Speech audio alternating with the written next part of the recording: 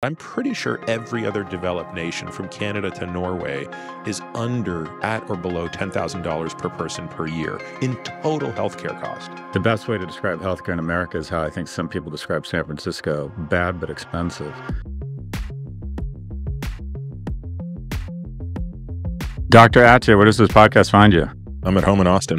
So let's bust right into it. Yeah, can you walk us through your notion of longevity, specifically as it relates to lifespan and healthspan? You talk a lot about healthspan, which speaks to quality of life. Can you break down the physical, cognitive, and emotional components I don't want to say prolonging life, but enhancing life? Would that be a better way to say it? Yeah, I think so. But also, I think what I would argue is that lifespan becomes sort of an indirect benefit of pursuing healthspan, if you pursue healthspan correctly. Now, of course, one could take that to all sorts of extremes and say, well, my emotional health is predicated on, exclusively being, with strippers on a golf course doing cocaine, and that's going to enhance the quality of my life. At that extreme, yeah, it probably will shorten your life. But if you took a more rounded approach to improving cognitive life, and physical performance and emotional health, yeah, you're not only going to live a better life, but I think you're probably going to live, 5 to 10 years longer through the mechanism of reducing the onset of chronic disease. I think cognitive health people sort of understand what that is by examining what the disease states look like. So the disease states, which would be the diseases of dementia, Alzheimer's disease, vascular dementia, Lewy body dementia. These are basically conditions that deprive a person of, some elements of, and it varies by the different type of dementia, but processing speed, typically short-term memory, executive function, things of that nature. So we all know, as bright as you are today, Scott, I'm sure you are not the man you were in your mid-20s in terms of processing speed and just how facile you were. And so that doesn't mean that you have a disease. It simply means that as we age, those processes will slow. But there are things we can do to reduce that rate of decline. And then the same is true on the physical side. Your strength goes down, flexibility goes down, balance, speed, power, all of those things will decline with age, and they peak at different points along the way. So power, of course, is probably the first thing that we lose. That tends to peak in our early 20s, whereas strength peaks later. But the more we can preserve those things, the more robust we'll be in our final decades of life. And then the third one is this emotional health piece, which is actually the one that is not age tethered. The first two clearly are, but the emotional health piece really speaks to many things that constitute happiness, connectivity, relational health, and those things need not decline with age. Sometimes they do, but they don't have to. So taken together, all of these things are kind of how I define healthspan, as opposed to the traditional medical definition of healthspan, which is the period of life in which you are free from disability and disease.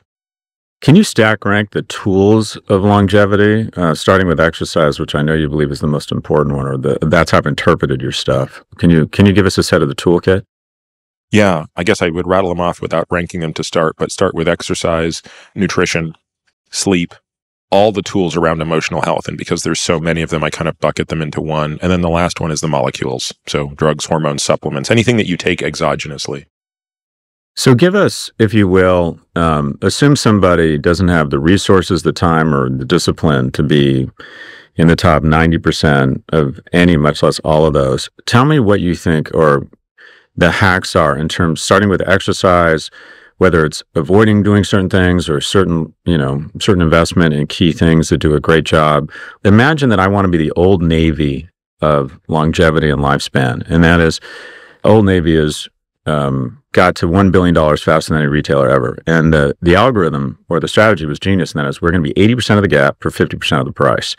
How do I get 80% of what would be an elite athlete or someone who's really healthy for 50% of the investment? And maybe that's not possible, but let's see if we can do it.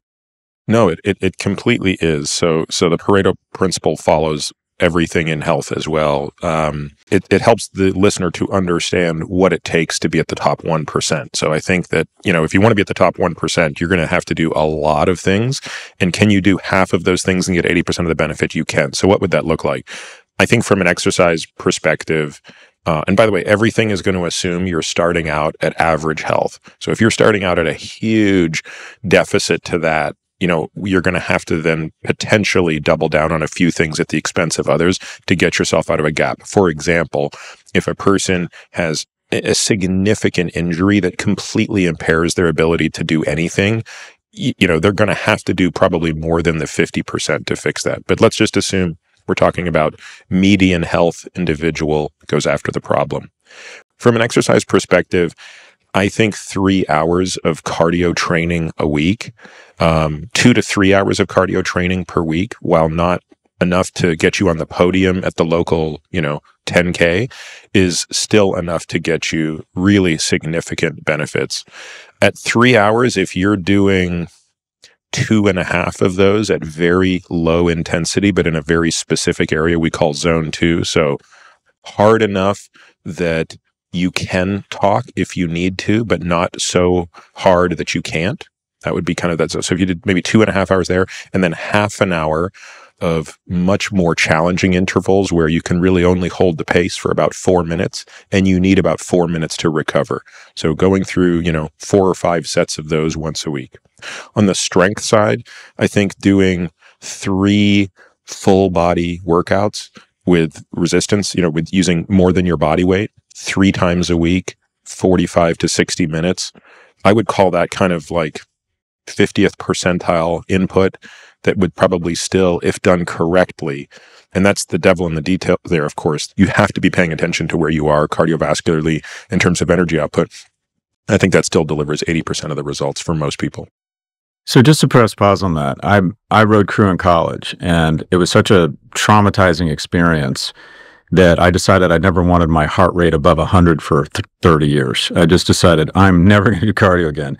But now I do row on a machine, on an erg or a C2, whatever you call it. But I do it 3 times a week, and I go 2,000 meters in about 8 minutes. Go ahead. Yeah, I was going to say, how quick did you used to go? I bet you used to go 6 minutes and 30 seconds for 2K, right?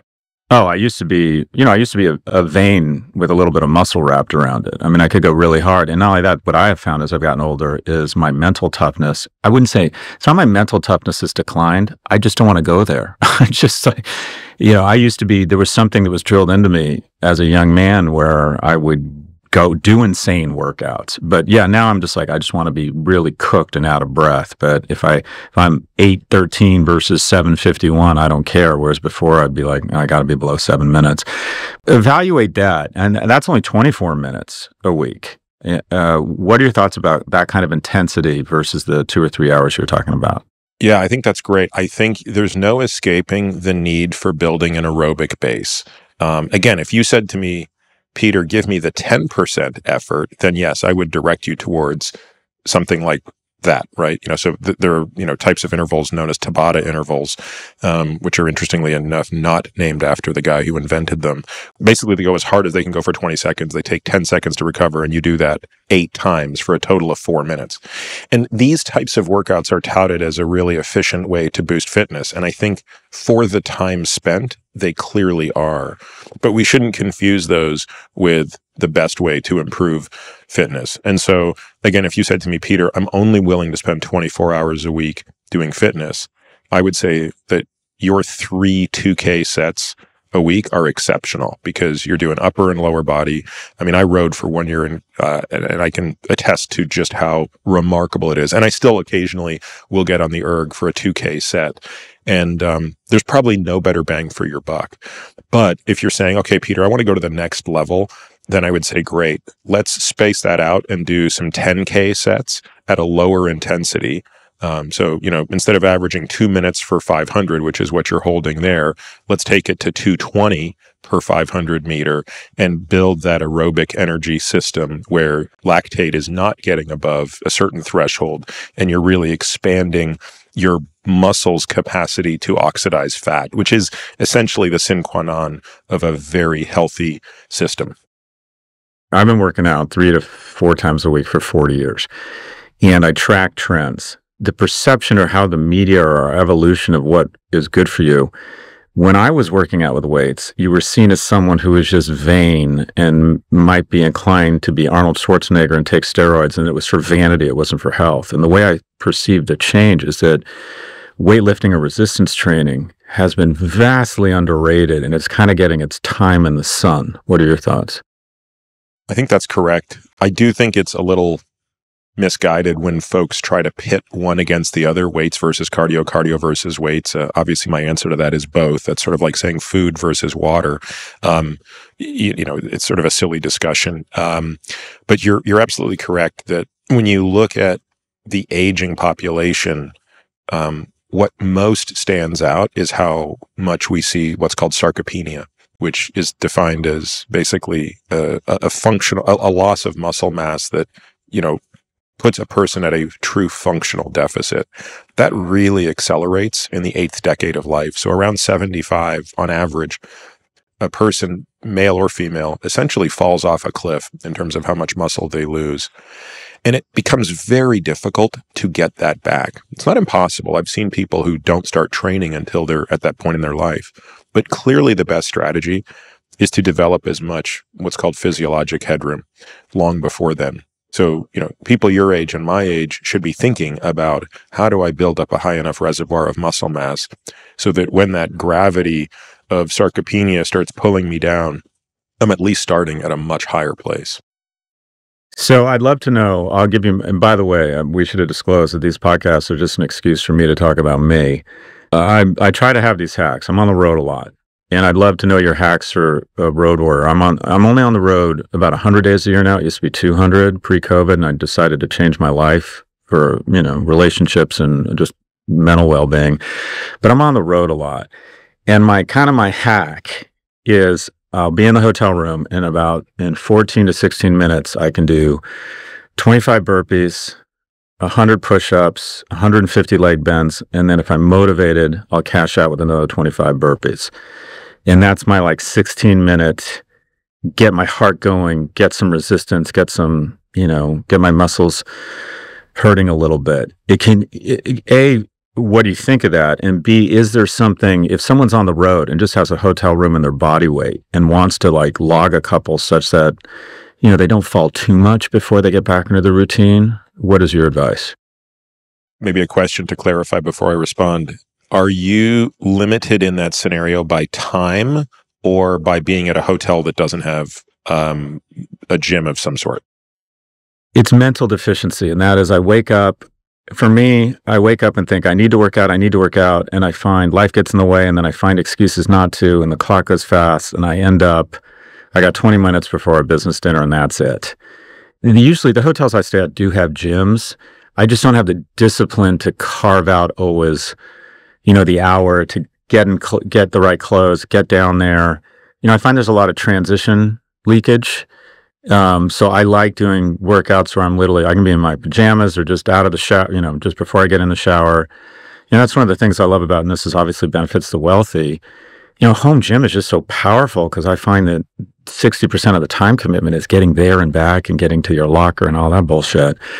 But anyways, no excuse other than I'm just lazy. Yeah. So it sounds to me like it's less about the not having the gym. It's more about the activation energy to leave your room is the bigger hurdle, which is fine. I think you got to know thyself. But the only point I was going to make for folks listening is I'm very deliberate about travel. I don't have to do it as much as you anymore, although I used to. And it's probably one of the first things I would discuss with a new person coming into my life as an assistant, which is how much does my travel revolve around gym quality, right? So it's like, if I'm going to New York, nothing matters to me more than the quality of the gym at the hotel. I don't even care if I have to, spend an extra 20 minutes commuting to and from a meeting. I absolutely care. So in many cities, I have the gym that is the gym for me. But let's go back to you. So totally valid. And I think this is a bit of a know thyself, right? So you know yourself and you're like, look, I'm totally willing to do 20 minutes of something in my room, but if I try to branch out more than that, there's a risk nothing will happen. I think what you're doing is great. If I were going to add one thing to it, I would probably add some sort of a jumping lunge exercise or a jumping squat, because everything you're doing is you're getting cardio fantastic on the burpees. You're obviously getting the push-ups in. You could sort of do some core work like some planks, but if you threw in, and it's hard for me to explain this because we're not in person, but there's kind of a jumping lunge, jumping squat sequence that I like to do called mega legs, where it's like, 20 jumping squats, 20 jumping split squats, 20 jumping squats, that kind of thing. where your legs actually get fried and your cardio system gets fried, and the whole set takes like a total of 2.5 minutes. So that's probably the only thing that's kind of missing in yours would be sort of a more leg fatigue component. The other thing you could do, Scott, would be some wall sits. So you could do a wall sit at the very beginning and then a wall sit at the very end. Again, you're talking about a couple minutes on each end, not adding tons of space, but also doing an enormous isometric load. So a lot of young people listen to the podcast. I think a lot of them are stuck. They do some, not enough, or they're worried about starting. What are your sort of mental hacks or apps or tricks to just get started? I think this is not an area that I'm an expert in, but luckily there are so many experts out there, and I think most of them would point to the same thing. And the few times that I am trying to change a behavior, I generally try to adhere to this principle, which is if it's an additive behavior, so exercise is an additive behavior, usually food is a subtractive behavior. If it's an additive behavior, I start with a very small goal where participation is all that matters. Meaning, like, let's use the exercise. So if a person says, right now I don't exercise one bit, I want to get to the point where I'm doing 30 minutes of something 6 days a week, I would say, okay, how about starting with 5 minutes a day, 3 days a week? How about, can you just get into the act of getting out of your house, walk around the block for 5 minutes and come back? And I'm not going to pretend that you're getting much benefit from that. You aren't. Let's be clear. But what you are doing is developing a new habit, which is, this is how I walk away from my computer. This is how I go outside, as you talked about. It's the transitions that are hard. And by the way, once you start getting to the point where you can take 5, or 3 5-minute walks a week, it's really easy to expand both the frequency and the duration, and then even what it is that you are doing, i.e. going from maybe walking to running. On the subtractive behaviors, even though I don't think that's necessarily what you asked, but we might as well address it, I think it all comes down to environment. So, and food would be the most obvious, right? So if you're saying like, I'm eating too much, fill in the blank, I think you have to accept the fact that some of us maybe have the capacity for willpower all of the time, but most of us, myself included, do not. So, I would say you surround yourself by the foods that are the right choices, and that requires much less willpower. You only need to exert willpower when you're at the store buying it. And, there's some tricks, like don't do that when you're hungry. Don't walk down the middle of the grocery store aisle. Only stay on the perimeter, right? So exert all of your willpower for the week in the 30 minutes it takes to stock your fridge and pantry, but then you're kind of surrounded by healthy food. It makes it a lot easier. So those are kind of like two, call it behavioral approaches to addressing these problems. Let's talk about sleep. Sleep for a younger person and then sleep for people our age. Talk about the importance of it. I mean, it's really, people, I think, talk about it less than, I think of the 3 legs of the stool is nutrition, exercise, and sleep. And I would say sleep gets the least amount of attention. Talk about sleep hygiene. Yeah, I agree with you. I think it's, if your sleep is really, really disrupted, it's very hard to succeed, even if the other two are doing well. I guess because I'm an old guy now, I'm probably a bit out of touch with what the challenges are for a young person, but I suspect it's probably more around kind of social stuff that, has you wanting to maybe stay up a lot later. We know that on average, younger people drink more alcohol than older people, and therefore and we certainly know the impact of alcohol on sleep. It's surprisingly bad, despite the fact that it kind of makes you feel a bit drowsy and you think, well, that's probably helping me sleep. It's completely dysregulating REM sleep in particular. Not to mention it also, especially if you're, as you get older, it's going to make you more and more likely to need to wake up to pee at night because alcohol inhibits a hormone called vasopressin, which is an antidiuretic hormone. I think the other problem that is, I would guess, a little more prevalent with younger people is something called social jet lag.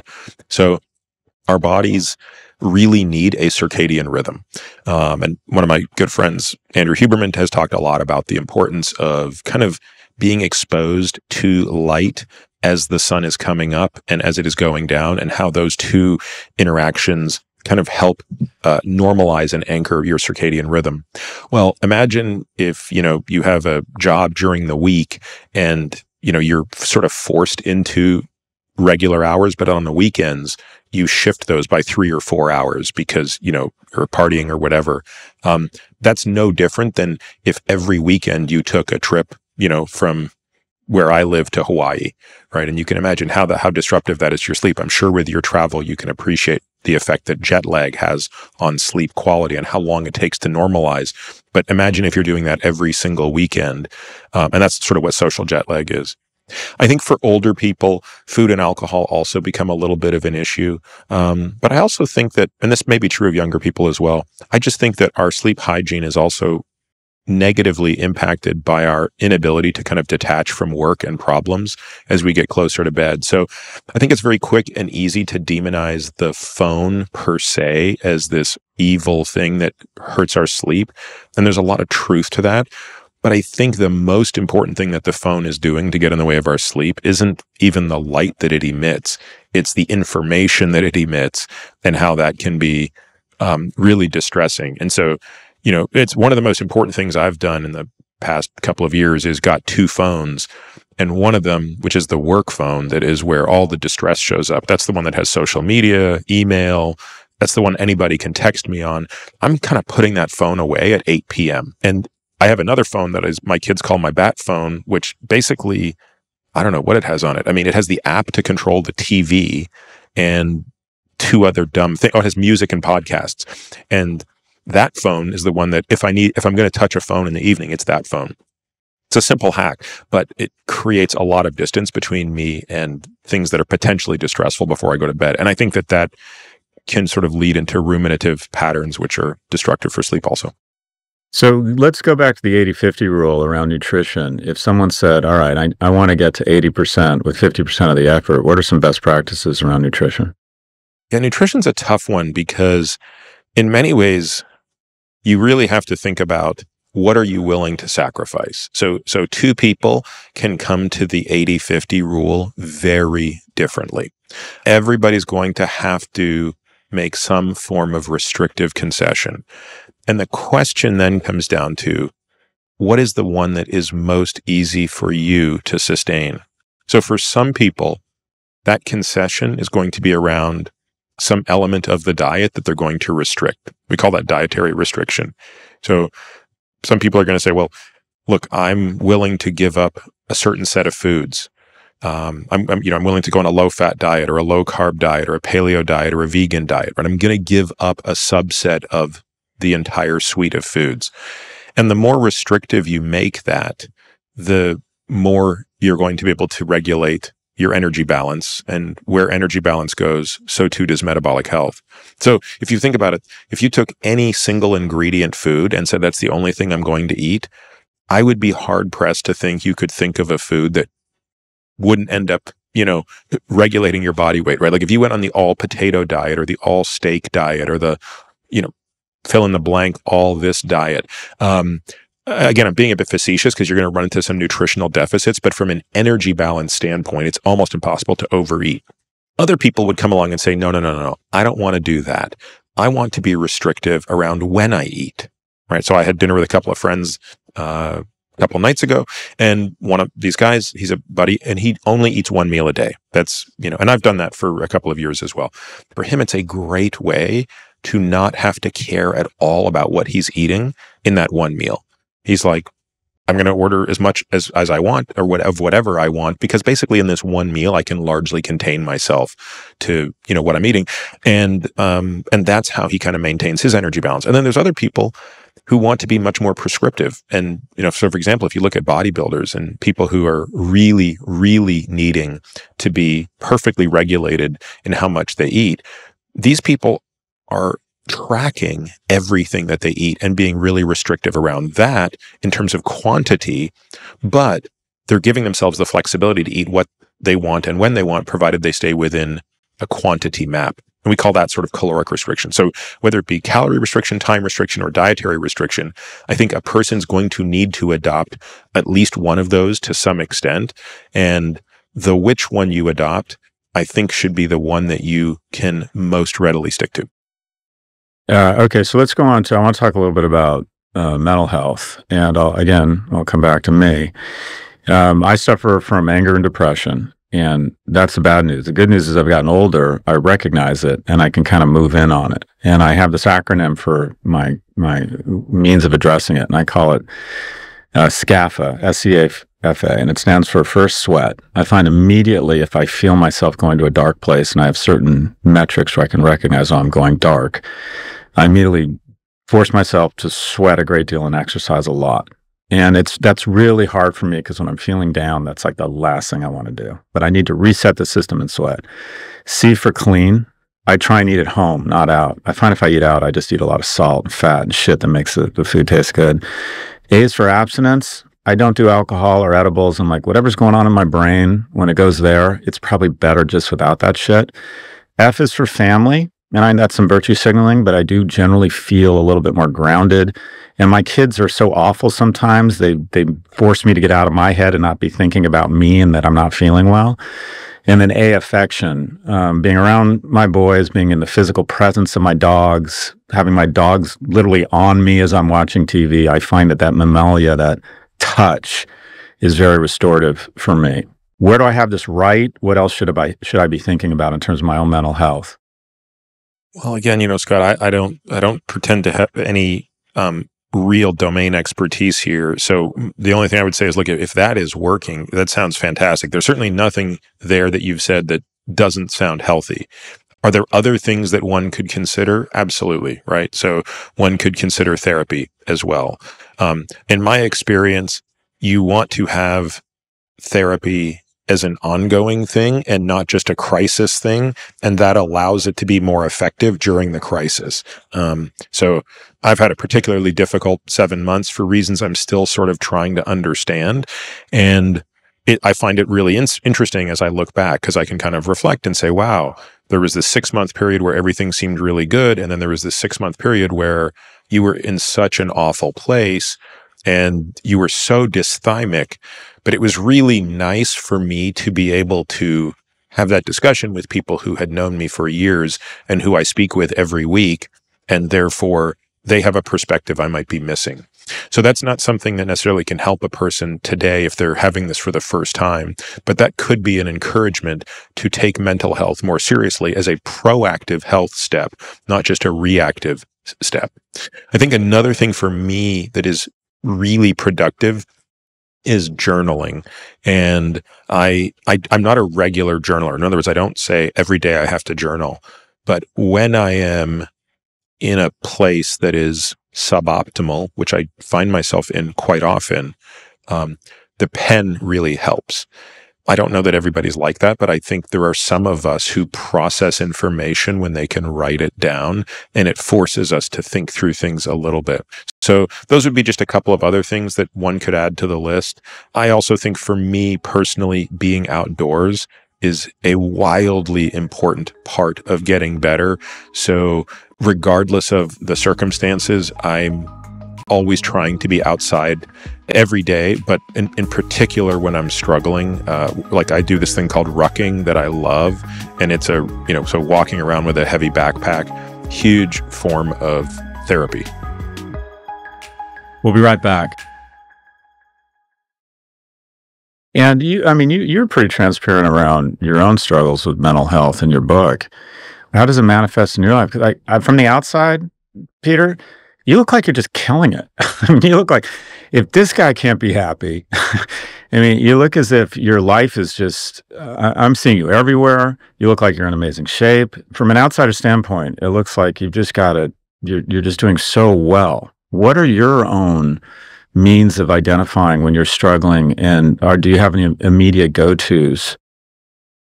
Yeah, there are lots of signs. This is a very important part, I think, of therapy, is understanding what the yellow light behaviors are, as we call them. So what are the warning signs that things are brewing that I have to start paying attention to? And this has probably been the single most important change in my life in the last 5 years. Is I used to really worry, Scott, that I was just the space shuttle Challenger, or just a disaster that was going to happen with no warning, because disasters were happening, right? Every, couple of years, there would be an enormous meltdown that was just it would basically nearly ruin my life and that of anyone within the vicinity. But let's just press pause there. A financial meltdown, lashing out at people important to you, going into a dark place. Yeah, fortunately not financial. It could usually be some incredibly self-destructive behavior that would harm many people. It could be an unbelievable lash out that, literally like road rage that could almost result in me killing somebody physically. It could be an incredible professional blow up. So just, things that are really kind of, I think, sort of but rooted in anger. At least 4, if not 6 sigma events with respect to really destructive behavior. And I began to just sort of accept the narrative that I'm like Mount Vesuvius. Like you don't know when that thing's going to go off. Like it's an awful thing, and it's really bad for these poor people down there. But like, don't live near a volcano. I don't know what to tell you, right? And I over time and with an insane amount of therapy began to realize that that's actually a false narrative. That's not true at all. The warning signs are all over the place. I just wasn't looking for them. I wasn't attuned to them. And there were 6 months of smoke coming out of that volcano. And there were 6 months of small cracks that were moving, and the ground was slightly shaking. I just didn't have the instrument to pick those up. And if I did, it's actually better than a volcano, because the answer isn't move everybody away and let it erupt. The answer is, no, let's fix the root of the problem and prevent the eruption. And so that's where I really tend to spend a lot of my time now, is on focusing on that. And by the way, I think a big part of that is accepting the fact that dysthymia and anhedonia are not horrible. They're not horrible feelings. They're there to tell us something, right? If you feel this way, there's a reason. Emotions are not accidents. They are forcing you to confront a why. And that insight has been one of the most important insights in my life, because I no longer spiral deeper into the despair when I'm feeling the despair. Now I say, why am I feeling this way? Where is the disconnect? And it's usually a disconnect between something in my behavior and something in my values. So there's a way I want to live, and there's a way I am living. And if those are not collinear, I start to feel bad. And now I'm able to reconcile that quicker, not immediately, but now I can say, oh, you're feeling bad because you're actually working too hard right now, and you're not spending as much time with your family as you want to. And that is the thing that is gnawing away at you. And that's what's making you irritable with everybody right now. And realizing it when it's just that is a lot easier than absolutely blowing up and ravaging everything in your life. What are your observations around addiction or being on this hamster wheel around money for young people that are successful? Like, have you thought through your own ability to try and balance that tension and the impact it has on you and the people around you? I think about this a lot, and I do think that most of us are addicts. The question is, what are we addicted to? And I tend to not worry so much about what the label is. What I tend to really ask myself is the behavior adaptive, or is it, sort of bleeding into maladaptive? And I think to answer that question, again, you have to really have a clear sense of what your values are. And believe me, like, there's nobody that hates the word values in a sort of corporate sense more than I do. I think that's just such hokey nonsense. What I mean is, and it can be substituted for any other words, is like, what is your eulogy going to say? Right? That's really more what I'm referring to. And I've been to too many funerals, and I've thought deeply about this, and I came to the realization, probably later in life than I wish, that I don't think I care what anybody thinks of me beyond my family and my friends. And the good news is, the more I practice that, the easier it is. Now, I've had to make some concessions around that, meaning, like, if I sat there and scrolled through Twitter to see what people said about me, I wouldn't be able to live that way. But I will tell you this, I don't know the last time I looked at a comment about me on Twitter. It's been 9 to 12, it's probably been a year. There could be people telling me I'm the greatest person in the world on Twitter. I wouldn't know it. And there's obviously lots of people telling me I'm the worst person on Twitter. So not reading comments, not looking in the mirror effectively, is probably a valuable way to do that. And kind of realizing like who matters to me and who doesn't. And on the work front, I think this is challenging because a person in your situation can easily say, when confronted with, hey, do you think you might be doing this a little too much? Well, what do you want me to do? Do nothing? And the truth of it is, no, that's not it at all. And I think work is really important, regardless of how much money you have. Like having a purpose really matters. And for many people, that sense of purpose is tied to a job. Not for all people, right? For some people, it can be tied to something that isn't earning money. But for many of us, it is. And I think the real challenge there is playing that game of, at the end of my life, will I be looking back wishing I dialed this down or up? And I struggle with this more than anything. So this is still the greatest struggle of my life. And I think it's a big part of, the past 6 months for me personally has been thinking of, why do I work so hard when none of this really matters in the grand scheme of things, right? Like this is a very remarkable period of time when my kids are still young. And like, why would I even consider missing a day of this? How old are your kids? 15, 9, and 6. Okay, so you still have some golden years left.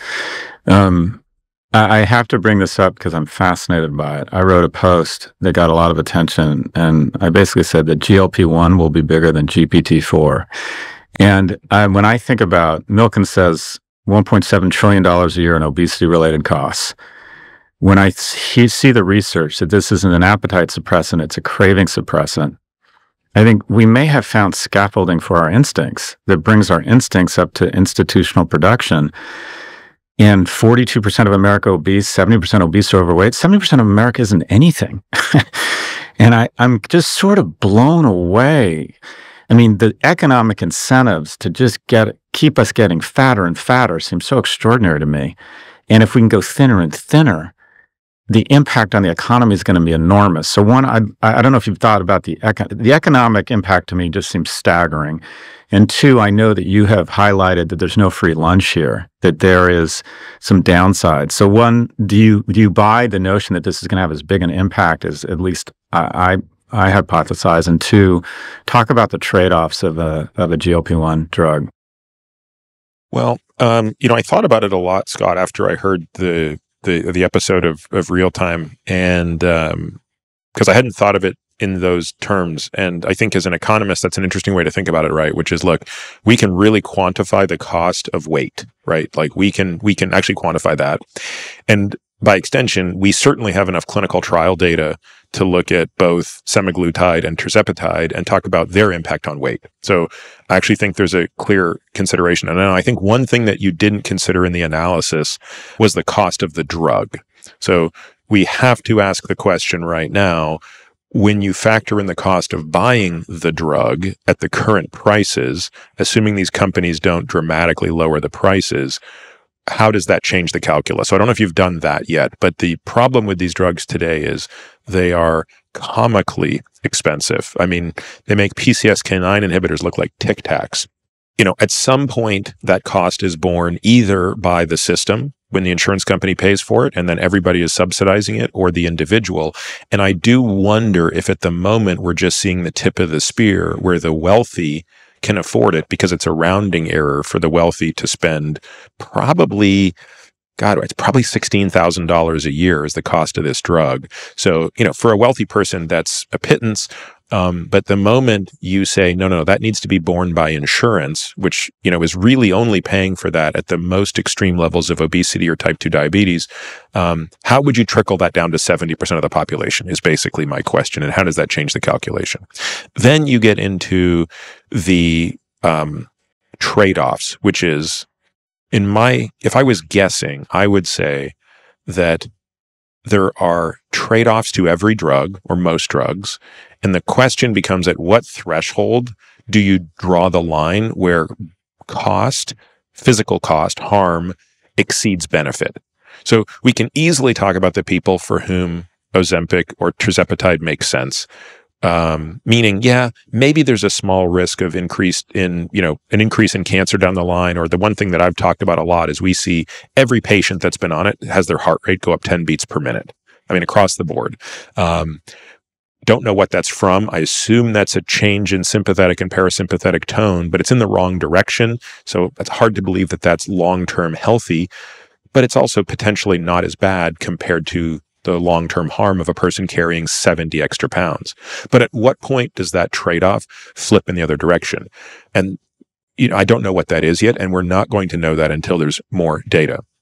You then had touched on the issue, which has been reported, although I haven't seen clinical trials demonstrating this yet. I've seen this only as reports, which is that the effect probably of the GLP-1, but it could be the GIP as well, is on the regulation of pleasure. And therefore, if it's turning down pleasure, whether it be from food or some other molecule, such as alcohol, then, we've potentially hit on something even bigger and more important than just an obesity drug.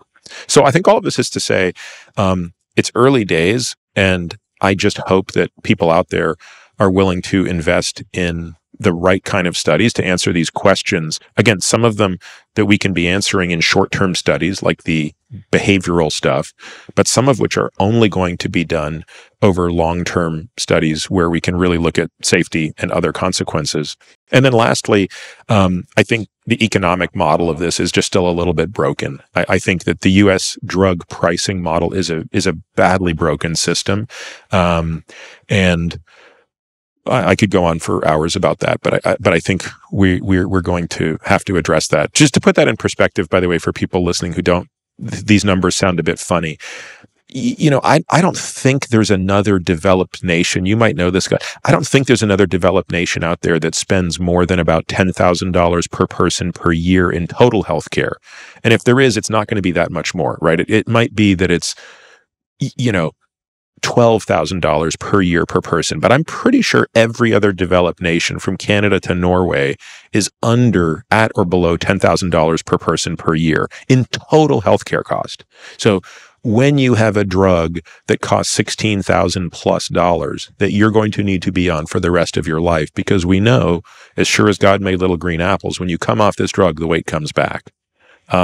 We have to figure out that part of the equation as well. The best way to describe healthcare in America is how I think some people describe San Francisco: bad but expensive. You've been very generous with your time. Last question. As someone you've been successful, what advice would you have to your 25-year-old self? It's tough. I don't know that my 25-year-old self would have listened to anything the 50-year-old is saying, but if I could have really convinced him and maybe put him on some MDMA and got him in a really empathetic state, I would have said, now is a good time to start figuring out yourself. Don't wait until there's a crisis. So be proactive in your approach to emotional and mental health. Just as you have been. At the time, I had been very proactive with respect to my health in all other ways. And I think it's very cliche and it's not for everybody, but I really believe there's something to be said for being a father. And I can't imagine what my life would be like if I didn't have a family. And again, it just sounds like such a dumb thing to say because it's so cliche, but I think if you're a dad, you would agree with this. So maybe those listening to this who aren't would find it silly. There is nothing I have accomplished in my life or will accomplish in my life that I am going to be more proud of when it's over than my family, because I know how hard it has been and how unnatural it has been at times and how much sacrifice it takes, and yet how rewarding it is. So I know that the trends are that people are having less kids and, people are more reluctant to start families, but I would say that it is the most rewarding thing that I can imagine doing. Dr. Peter Attia is the founder of Early Medical, a medical practice with the goal of lengthening patients' lifespan and simultaneously improving their health span. He previously spent 2 years at the National Institutes of Health as a surgical oncology fellow at the National Cancer Institute, where his research focused on immune-based therapies for melanoma. He's also the host of The Drive and the author of the #1 New York Times bestseller, Outlive, The Science and Art of Longevity. He joins us from Austin. Doctor, as you are going through that analysis of the trade-offs in your life and wondering whether it's worth it, you do need to add in, on the credit side, you're having an enormously positive impact on people. I think a lot of young people are thinking about health earlier that wouldn't have otherwise had they not seen your content. You're so outstanding at distilling down this information, and people look at you and they want to be you. So I hope that's part of your calculus, and we really appreciate your time today. Thank you so much, Scott. It's been a great honor to sit with you.